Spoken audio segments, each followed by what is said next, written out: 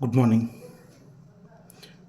బుధవారం అర్ధరాత్రి, గురువారం రోజు మార్నింగ్ ఉదయాన్నే 2 నుంచి 3 గంటల మధ్య ప్రముఖ సినీ నటుడైన సైఫ్ అలీ ఖాన్ వారి ఇంట్లో సైఫ్ అలీ ఖాన్ పైన దాడి. ఆ దాడి ఎలా జరిగింది అని అంటే, దుండగులు ఆల్రెడీ ఒకరోజు ముందుగానే, అంటే బుధవారం రోజు వచ్చేసి పైన వాళ్ళ ఇంటి పక్కన స్టేర్ కేసెస్ త్రూ పైన వచ్చేసి ఒక దగ్గర దాక్కుని కూర్చొని ఉన్నారు. అర్ధరాత్రి 2 గంటల సమయంలో సైఫ్ అలీ ఖాన్ కొడుకులైన తైమూర్ అలీ ఖాన్, జహంగీర్ అలీ ఖాన్ వాళ్ళ రూమ్లోకి చొరబడి అక్కడ ఏదో వెతుకులాట జరుగుతున్న సమయంలో తైమూర్ అలీ ఖాన్, జహంగీర్ అలీ ఖాన్ అయిన వాళ్ళ కేర్ టేకర్ ఉంటారు కదండి, పని మనిషితో ఆ దుండగుడికి వాగ్వివాదం జరుగుతుంది. ఆ గొడవలో జరుగుతున్న సమయంలో సైఫ్ అలీ ఖాన్ గారు కూడా బయటికి వచ్చి ఆ దుండగుడితో గొడవ పడినారు. ఆ గొడవలో భాగంగానే సైఫ్ అలీ ఖాన్ పైన 6 చోట్ల కత్తిపోట్లు పొడిచారు. ఆ 6 చోట్ల కత్తిపోట్లు ఎలా అంటే, వెన్నుముక ఉంది కదండి, వెన్నుముక పైన 2.5 ఇంచుల పైభాగం, 2.5 ఇంచుల వరకు లోపలికి చొచ్చుకొని పోయి ఉన్నది. దాన్ని ఇప్పుడు యాక్చువల్లీ వెంటనే లీలావతి హాస్పిటల్లో జాయిన్ చేశారు. లీలావతి హాస్పిటల్లో జాయిన్ చేసిన తర్వాత డాక్టర్స్ ఇచ్చిన స్టేట్మెంట్ ప్రకారం మనం చూసుకుంటే ఆ 2.5 ఇంచుల కత్తిని వెలితీసి వాళ్ళ వెన్నుముకకు సర్జరీ చేశారు. అండ్ మెడ భాగంలో ఎడమ చేతికి చాలా పెద్ద గాయాలు జరిగాయని చెప్తున్నారు. సేఫ్గానే ఉన్నారు. యాక్చువల్లీ ఇంత హై ప్రొఫైల్ అయిన ఒక ఇంటిలోకి దుండగుడు ఎలా చొరబడి ఏ విధంగా దాడికి దిగుతాడు? యాక్చువల్లీ ఆ అంతస్తు బాంద్రాలో ఏరియాలో, ముంబైలో ఉన్న అత్యంత పాష్ లొకాలిటీ అయిన ఒక బాంద్రా ఏరియాలో సైఫ్ అలీ ఖాన్ ఉన్నారండి. 12 స్టేర్ బిల్డింగ్, ఆల్మోస్ట్ 12 అంతస్తుల భవనంలో, అందరూ సినీ ప్రముఖులు ఉండే ఒక భవనంలో సైఫ్ అలీ ఖాన్ నివసిస్తూ ఉన్నాడు. పోలీసులు కన్ఫర్మ్ చేశారు, బయట నుంచి ఎవరూ లోపలికి వెళ్ళలేదు అని చెప్పి.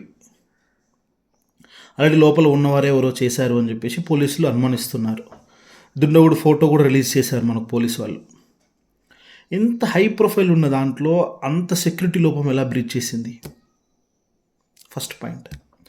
సెకండ్ పాయింట్, ఎందుకు ముంబైలో సెలబ్రిటీల పైన ఈ విధంగా దాడులు జరుగుతున్నాయి?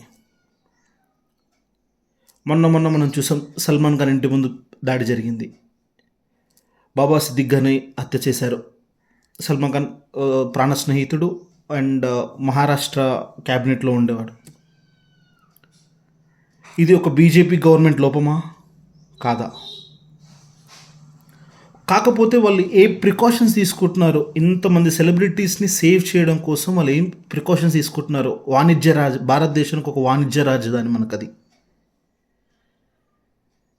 ఇదొక కోణం. యాక్చువల్లీ సెక్యూరిటీ లోపించి జరిగిందా లేదా, లేకపోతే దీని వెనక ఇంకేమైనా వేరే కోణంలో కూడా ఉన్నాయని విచారించాల్సిన అవసరం ఉంది.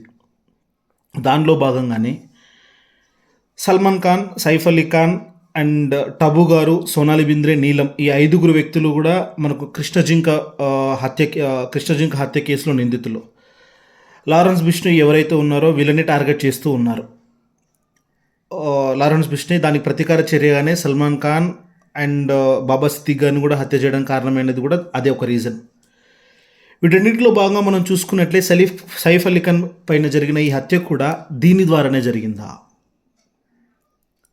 ఆల్రెడీ అరవింద్ కేజ్రీవాల్ ఢిల్లీలో ఎలక్షన్స్లో భాగంగా ఒక స్టేట్మెంట్ ఇచ్చారు. ముంబైలో ఎలా ఉంది చూసారా మీ సెక్యూరిటీ అని చెప్పేసి, లా అండ్ ఆర్డర్ ఎలా జరుగుతుంది ముంబైలో. దానికి బదులుగా ఫడ్నవీస్ గారు ఒకటి ఇచ్చారు. ఏమని ఇచ్చారు? ఒక్క ఇన్సిడెంట్ పట్టుకొని మీరు లా అండ్ ఆర్డర్ మొత్తం డిసైడ్ చేయకూడదు అని చెప్పి.